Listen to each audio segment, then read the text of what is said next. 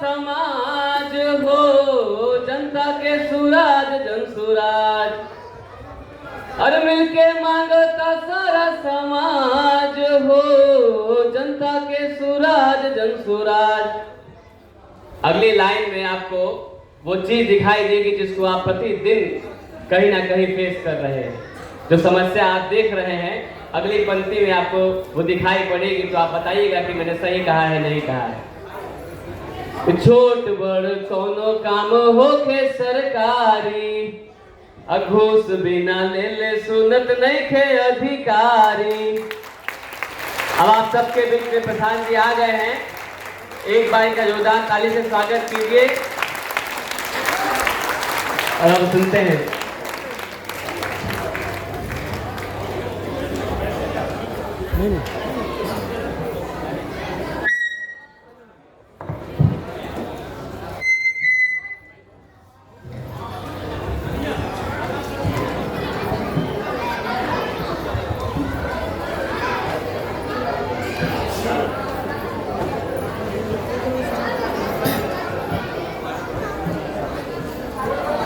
छोट बड़ कोनो काम होके सरकारी, घूस बिना ले ले सुनत नहीं खे अधिकारी। पाई पाई के ले हम हिसाब हो, पाई पाई के ले हम हिसाब। मिलके मांगता सारा समाज हो, जनता के सुराज जन सुराज। अब जब सब लोग यहाँ उपस्थित हैं, यहाँ आ चुके हैं, अब प्रशांत जी भी हमारे बीच में हैं, तो मैं चाहूंगा कि अब सर आपको संबोधन दें।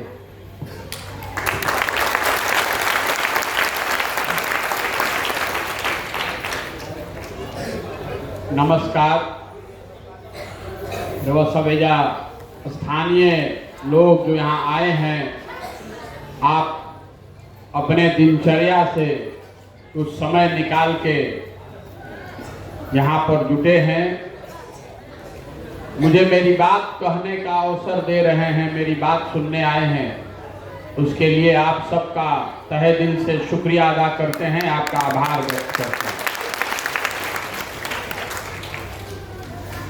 देखिए, हमारा नाम हो प्रशांत किशोर।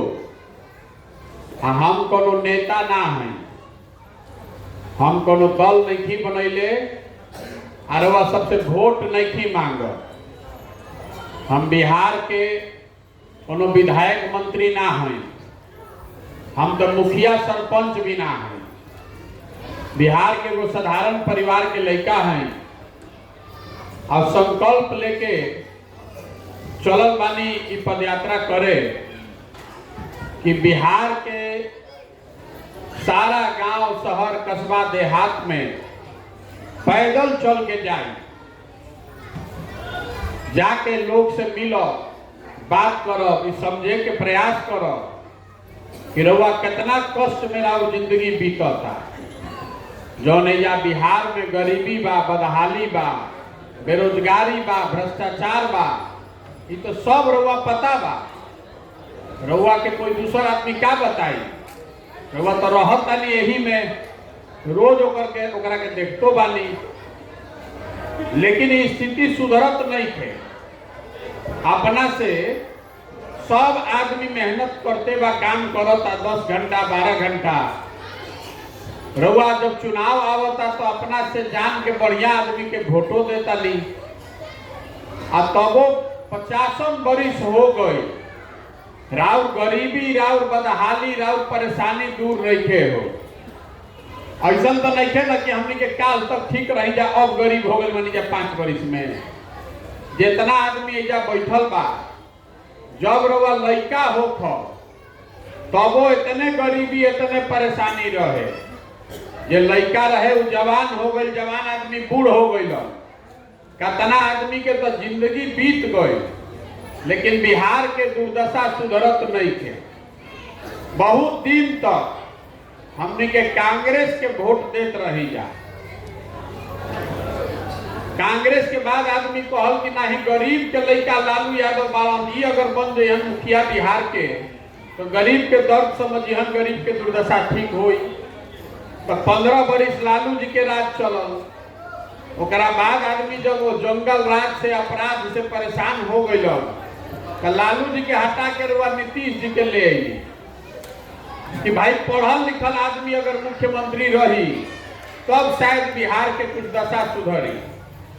तनी मनी सुधरत लोकबो कोई 2005 के बाद नीतीश जी नया नया अलन तो बुझाई कि बिहार सुधरे लागी, लेकिन फिर वह दशा। दिल्ली में 2014 में रुआ आंख बंद करके मोदी जी के भी वोट दे देनी।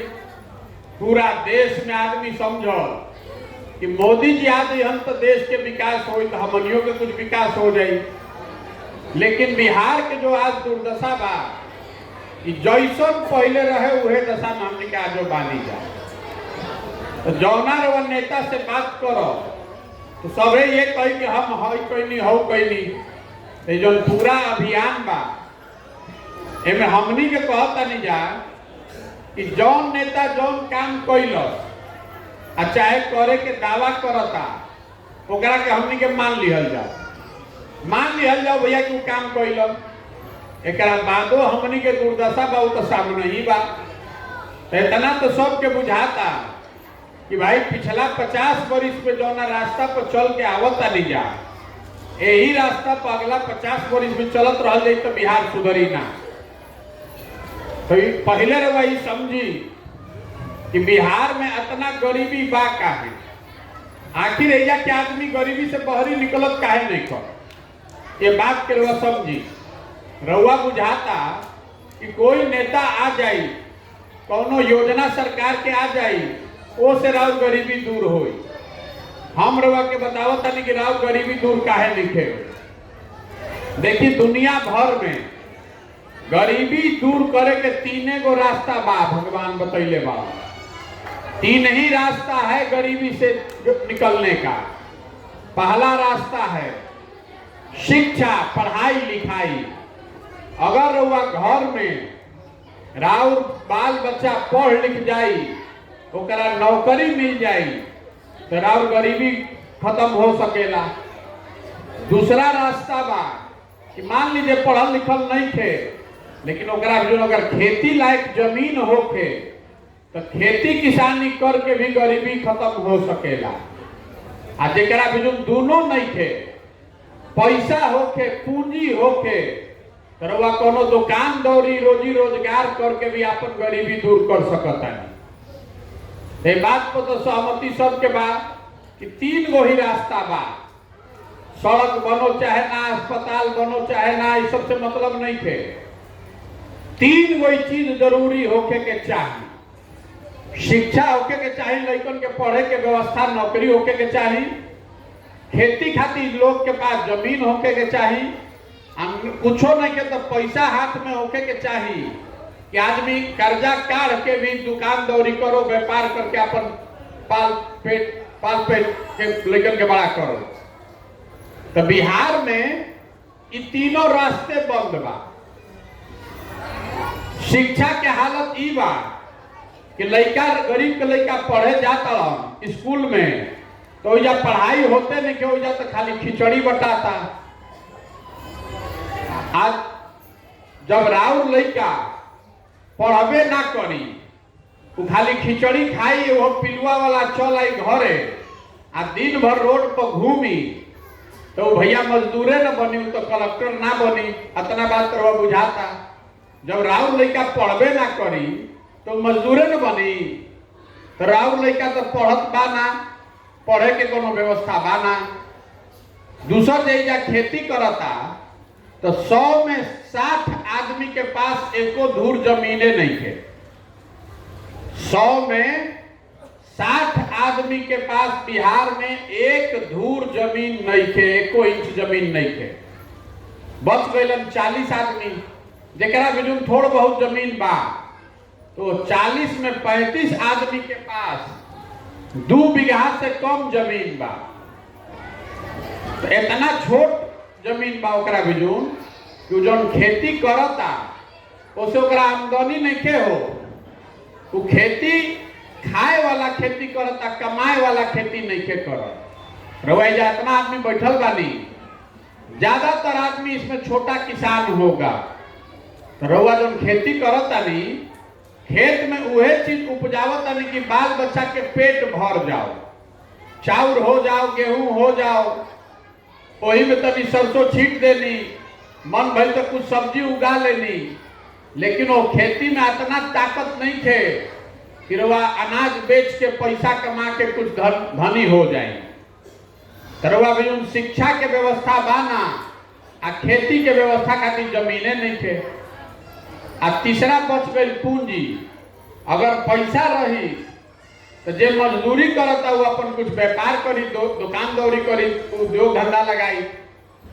मान ली कि रउआ से बाल काटे आवता तो अगर रउआ भी 50,000 रुपया रही तो रउआ जाके सैलून खोल ले। कोनो महिला रउआ बानी रउआ भी 1 लाख रुपया रहे तो 2 भैंसे पाल के रउआ अपन कुछ काम धंधा कर ले। लेकिन वो पैसा है नहीं थे।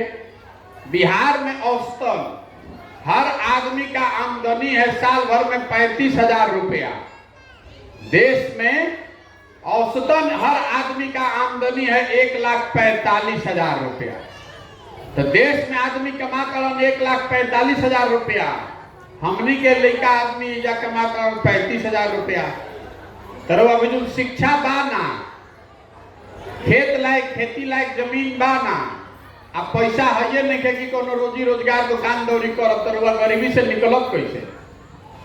रउआ कतनो हाथ पैर मार ली, 10 घंटा काम कर ली कि 15 घंटा काम कर ली, रउआ तो मजदूरिये करत करत जिंदगी बीती। आ राउर जिंदगी बीतल तो बीतल, अब आगे लइकनों के जिंदगी यही में बीती। काहे से कि रउआ में तीनों में कोनो उपाय नहीं थे। तो रउआ बुझाता कि सरकार नहीं थे करत। तो जब तक सरकार यहाँ पर बिहार में सारे बच्चों को पढ़ने के लिए अच्छी व्यवस्था नहीं बनाएगी, सबके लड़का बढ़िया पढ़े लागी, ओकरा पढ़ लिख के नौकरी लाग जाए, तब न लोग गरीबी से निकलता। तो इतना आदमी रउआ बानी जब बैठल, अब तनी सोच के बताई कि बिहार में लड़कन के पढ़े का व्यवस्था बढ़िया होके के चाहिए कि ना होके के चाहिए? सबके बोले के बाद खाली सुने के नहीं थे। बिहार में लड़कन के पढ़े के व्यवस्था बढ़िया होके के चाहिए कि ना? सरकारी स्कूल में होके के चाहिए ना भाई। लड़का पढ़ियो सब तबे ना सुधरी। ये बात तो वो सबके बुझाता। तो हम रउआ से पूछा तनी ईमानदारी से बताई, अपना अपना लड़कन के नाम पर भैया बतियाई बात में पहले सुन ली। अपना अपना लड़कन के नाम पर तनी ईमानदारी से हमरा के बताएं कि कभी जिंदगी में पढ़े खातिर लड़कन के पढ़ाई खातिर रोजगार खातिर वोट देले बानी? कब देले बानी वोट? अरे कभी दिए हैं वोट अपने बच्चों के पढ़ने के लिए? तो आखिर सुधरी कैसे? तो रउआ के कोनो नेता के आके बतावे के जरूरत क्या बा? रउआ पहले से मालूम बा कि राउर दुर्दशा तब सुधरी जब राउर लड़कन के पढ़े के व्यवस्था हो जाएगी। कि रउआ अपने कहनिया कि हाँ भैया पढ़े के व्यवस्था होके के चाहिए, लेकिन रउआ अपना जीवन में कभी पढ़े खातिर व्यवस्था होके एकरा खातिर वोटे नहीं देले, तो आखिर सुधरी कैसे? रउआ बुझाता कि नेता रउआ के ठगता। अभी जेकरे के खड़ा करो सभे आदमी ये कही कि हमरा के भैया नेता ठगता। नेताजी चुनाव में आके वोट ले लेता रहो, अब वोट लेला के बाद हमनी के नहीं पूछो। हम रउआ के कहता नहीं कि कोई नेता रउआ के नहीं के ठगत। अगर कोनो नेता रउआ के ठगी तो 1 बार ठग ली, 2 बार ठग ली। अगर रउआ 50 वर्ष से बार बार ठगाता नहीं तो एक मतलब बा कि नेता नहीं के ठगत, रउआ और हम अपना आपे ठगाता नहीं जा, तबे ना हर बार कोई आके ठग लेता। तो ठगत ऐसे कि रउआ सब बात के ज्ञान बा, रउआ अपन परेशानी के पता बा, गरीबी के पता बा, लेकिन जहिया वोट होता वो दिन रउआ वोट शिक्षा पर नहीं करो, वो दिन अपना लड़कन के रोजगार खातिर वोट नहीं करो, वो दिन रउआ अपना खेती में सुधार खातिर वोट नहीं करो। रउआ वोट करतानी अपना जात पर, वोट करतानी हिंदू मुसलमान बन के, वोट करतानी लालू जी के डर से भाजपा के, और मुसलमान लोग भाजपा के डर से लालू जी को, तो आखिर बिहार सुधरी कैसे? सुधरिए ना सकेला। यही से ही पद यात्रा कर रहल बानी, गाँवे गाँवे जाके लोग के हाथ जोड़ता नहीं, बतावे के प्रयास करता नहीं कि अगर रउआ आपन और आपन लड़का के चिंता ना करो तो कोई नेता कोई दल राउर लड़का के चिंता ना करी भाई। जब रउआ अपन लड़का के चिंता नहीं करो तो नेता राउर लड़का के चिंता काहे करी? तो रउआ अपन लड़का के चिंता होके के चाही ना। देखिए जितना आदमी बैठल बा, रउआ गांव से घरे घर आदमी बहरी गइल बा मजदूरी करे।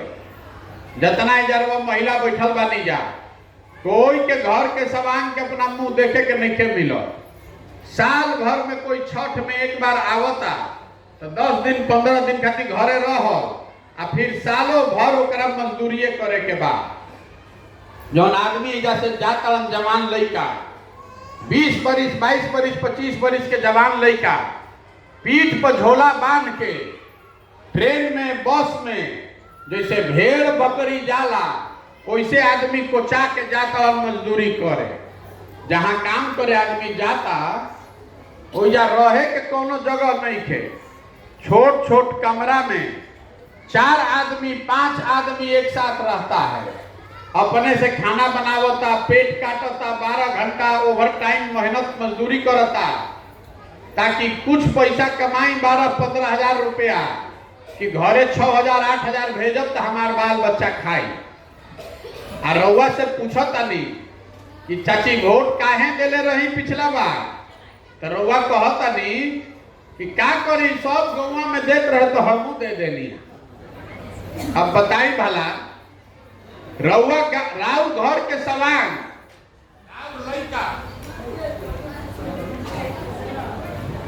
राउर लड़का राउर मरद, कोई के चाचा कोई के बाबूजी कोई के भतीजा अपन जवानी गलावत हो जा हार गलावता, अपन बाल बच्चा परिवार छोड़ के आ रउआ जब वोट देवे के होता तो रउआ ऐसा ही वोट दे देता नहीं। तो रउआ ना भोगब तो हम भोगब, कि बुझाए के चाही ना रउआ, आ ना बुझाई तो सुधरे वाला नहीं के। पहले रउआ के दूसर नेता ठगल, अब प्रशांत किशोर आए बार प्रशांत किशोर ठग ली हम। जब तक आप नहीं समझिएगा, रउआ ना जागो, तब तक कोई ना कोई आके ठगबे न करी भैया। रउआ बुझाता कि दोष नेता में बा। रउआ साड़ी खरीदे जाता नहीं दुकान पर, एक बार कोई दुकान वाला साड़ी में ठग ली तो फिर रउआ जाई दोबारा हो जा, अब फिर वही दुकान पर दोबारा जाई तो घर वाला आदमी का कही कि जब तारा मालूमे रहे कि ठगे वाला साड़ी बेचे वाला बा तो फिर काहे गइलू है दोबारा। वही हाल बा। रउआ जानता नहीं कि लालू नीतीश से कोनो कल्याण नहीं होखे वाला। 35 बरिस से रउआ वोट लालू नीतीश इनके नाम पर देता नहीं, तो उ रउआ के ठगता ना कि रउआ अपने से ठगाता नहीं। रउआ बुझ ली, यही से ही पद यात्रा कर रहल बानी। दल नहीं बनैले, गाँवे गाँव जाके आदमी के समझावता नहीं। ऐसे कि रउआ समझे से तो खाली ना होई।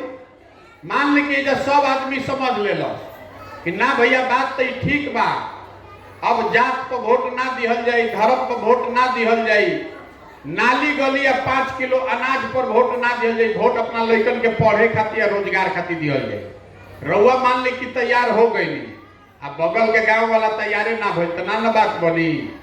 गाँवे गाँव जाके बतावे के पड़ी। यही से ये अभियान शुरू कैले बानी कि साल भर लागो कि 2 बरिस लागो, गाँवे गाँवे जाके पहले लोग के समझाई, आ सब कोई अगर मान जाई तो बदल जाई व्यवस्था।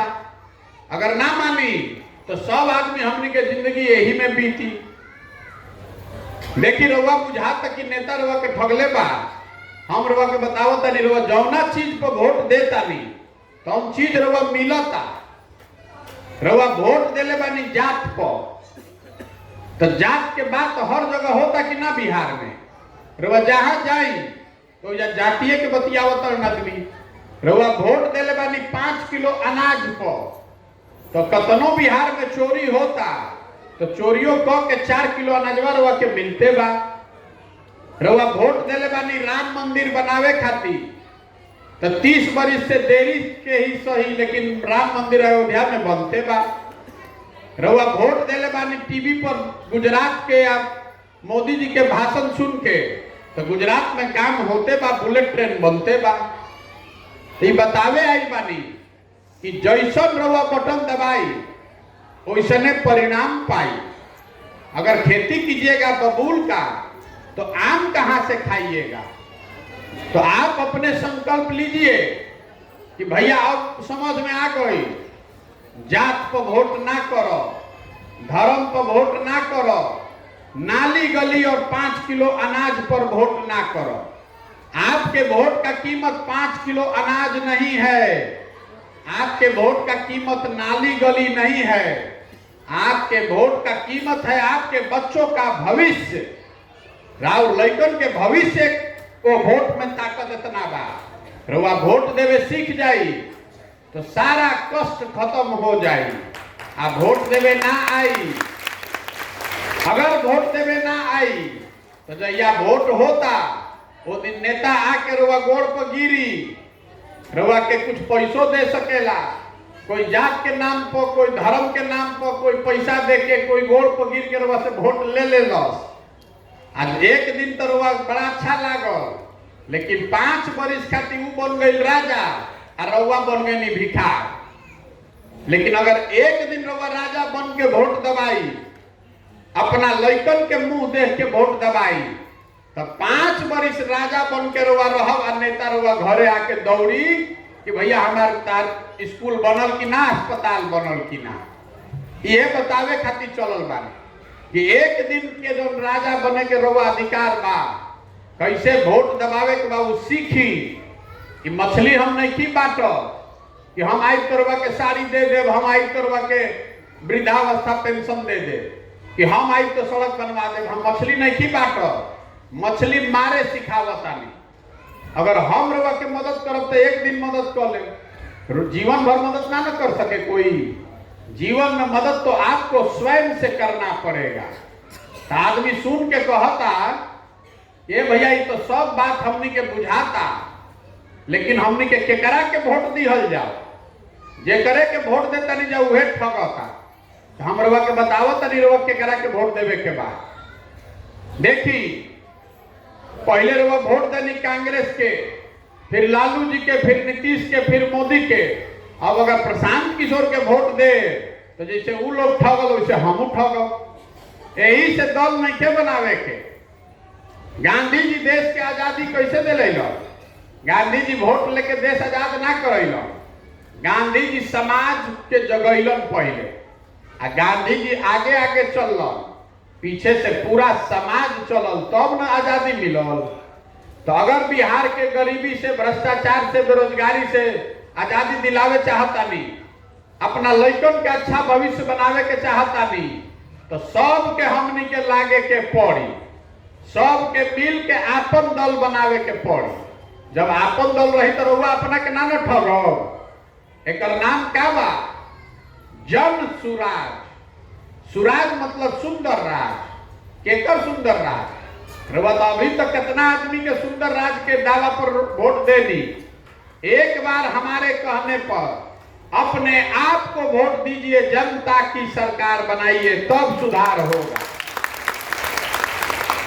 तो ये अभियान में हम संकल्प ले बानी कि गांव देहात से जैसे रवा दही के मथ के मक्खन निकालीला, वैसे ही समाज के मथ के हम आदमी निकाले चलल बानी। जे ही आदमी सही समाज कहे कि ना भैया ये आदमी ठीक बा, जे आदमी भी नया व्यवस्था बनाना चाहता है, वो कितनो गरीब होके, कौनो जात के होके, महिला होके, पुरुष होके, उसे कौनो मतलब नहीं खे।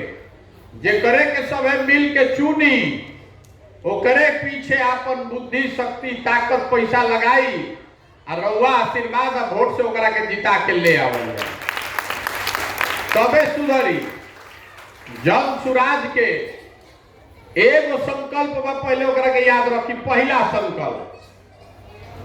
संकल्प है जन सुराज का कि जिस दिन जनता की सरकार बन जाए तो जितना आदमी हमनी के जवान लड़का बहरी बहरी गइल वालन काम करे, आ चाहे लड़का जो नहीं जा पढ़ लिख के बेरोजगार बैठल वाला सब, साल भर के अंदर ओकरा के इजा बुला के 10,000 15,000 के रोजी रोजगार के व्यवस्था कइल जाए। रउआ बताई होके के चाही कि ना होके के चाही? बोली मुंह खोल के होके के चाही कि ना होके के चाही? 5 किलो अनाज चाही आ कि रोजगार चाहिए? मुंह खोल के बोली। 5 किलो अनाज चाहिए कि रोजगार चाहिए? तो 5 किलो अनाज पर फिर वोट देब, रोजगार पर न वोट देब। लड़कन के पढ़ाई चाहिए कि अपन जात चाहिए? वो बता दी। लड़कन के पढ़ाई चाहिए कि जात चाहिए? लड़कन के पढ़ाई चाहिए ना। तो यह तो खाली संकल्प लेवे के बाद बिहार के सुधारे के सारा हथियार रहुआ हाथ में बा। कोई नेता के पास इस ताकत नहीं के। गांधी जी, बाबा साहब अंबेडकर आपको यह अधिकार देकर गए हैं, जिसका बटन आप दबाते हैं वही आदमी राजा बनता है। अगर रउआ संकल्प ले ले कि अपना लड़कन के पढ़ाई खातिर रोजगार खातिर हमनी के वोट दिहल जाई, तो बिहार वही से बदली, दूसर कोनो रास्ता नहीं खे। ना तो कोनो नेता के भाषण सुन के वोट दे तो जैसे 50 वर्ष से ठगाता नहीं वैसे ही फिर आगे ठगात रहो। तो रउआ बताएं कि पूरा प्रयास राज्य भर में हम करे कि हमरा चाहिए कि ना चाहिए? कि पूरा प्रयास गाँव गाँव होको ना।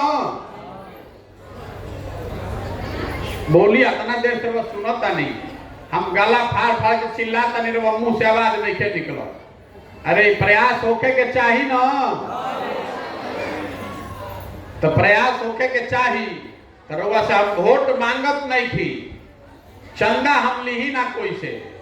देखता नहीं रउआ हम अपन टेंट तंबू खाना चाय पानी ले के चलता नहीं। तो रउआ से मांगे आई बानी का? रउआ से राउर आशीर्वाद लेवे आई बानी। ये कठिन काम बा, इतना आसान काम नहीं थे। 40,000 गांव बा, अलग अलग सोच के आदमी बा, सब के जाके घरे घरे मनावल ये आसान काम नहीं थे। शरीर से हो सकेला?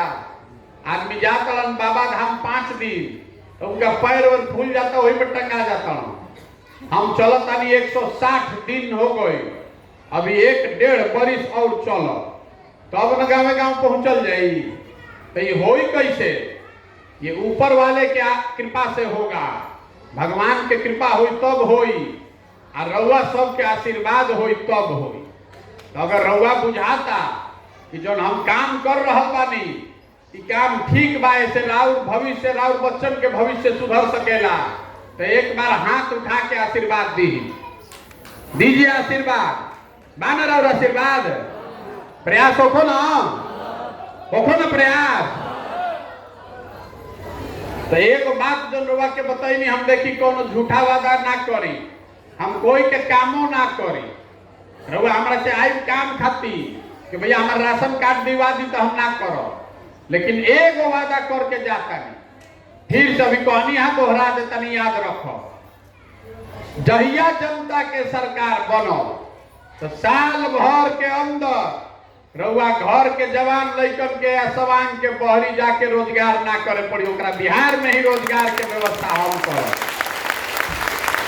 अगर खाली महिला ठान ले बिहार के, खाली रउआ सब संकल्प ले ली जा तो 100 गो में 50 गो वोट तो राउरे बा। एक बार नेत्री बनिए, अपने घर के सवांग को वापस लाकर रोजगार दिलाने के लिए वोट दीजिए, देखिए राउर जिंदगी कैसे बदल जाए। एक बार राउर घर के सवांग इधर रहे लगी हो तो राउर जिंदगी ना बदली। 2 रुपया कमो कमाई तब रुआ बल रही, राउर लड़का बीमार पड़ी तब रुआ सवांग के संगे जाई अस्पताल में। आज तो रुआ अकेला ही अपन ठठेरा तनी गोड़ यहाँ से वहां। तो ये संकल्प लीजिए, और इसका नाम है जन सुराज। गांधी जी का एक पर लागल बा फोटो, रउआ का भी झंडा दी हम जा, जे झंडा ले जाई वो एने ओने गली में फेंकब मत। वो हमार फोटो, हमार बाबूजी के फोटो नहीं खे लागल, वो गांधी जी के फोटो लागल बा। अगर झंडा ले जाइएगा तो उसको घर में इज्जत से लगाइएगा, और नहीं तो मत ले जाइए, उसको बर्बाद मत कीजिएगा। लड़कन के खेले खातिर झंडा नहीं थे। अब एक बार अंतिम बात कह के खत्म करो। देखिए हमनी के लड़का जाता सन बाहर बिहार से, रउआ घर के सवांग जाता सन बहरी काम करे, तो सब कोई बिहारी बिहारी कह के गाली देता। हमनी के बिहारी कह के कोई दू थप्पड़ मार देलस, बिहारी कह के कोई कह देलस कि अनपढ़ बा, बेवकूफ बा। अरे भाई हमनी के बिहार के सब आदमी बेवकूफ आ अनपढ़ बनी जा। बिहार का आदमी बेवकूफ नहीं है, बिहार का आदमी तो मेहनत करने वाला है। यहाँ का नेता सब इतना बदमाश है कि हम लोग को बेवकूफ बना दिया है बच्चों को। तो एक बार वह संकल्प ले ली ही अपने बच्चों के लिए। हमार बात एक बार मानी जिंदगी में, अपने बच्चों का चेहरा देखकर वोट दीजिए। अपने बच्चों के पढ़ाई के लिए, अपने बच्चों के रोजगार के लिए वोट दीजिए, तभी बिहार सुधरेगा। नहीं तो ना सुधरी जिंदगी। नेता आई रउआ के फिर बुर्बक बनाई, वोट ले ली आ फिर रहो कोनो काम ना करी। तो ये बात अगर बुझाए तो एक बार माटी के सम्मान में, जहाँ हमनी के पैदा भइल बानी जा, जहाँ हमनी के माँ बाप और पूर्वज हम लोग के पैदा हुए, इस मिट्टी के सम्मान में एक नारा लगाकर खत्म करेंगे। हम बोलेंगे जय बिहार, आपको बोलना है जय जय बिहार, ताकत से जय बिहार, जय बिहार, जय बिहार। बहुत बहुत धन्यवाद। सब जाएगी एक खातिर बहुत बहुत आपका आभार व्यक्त कर रहे हैं।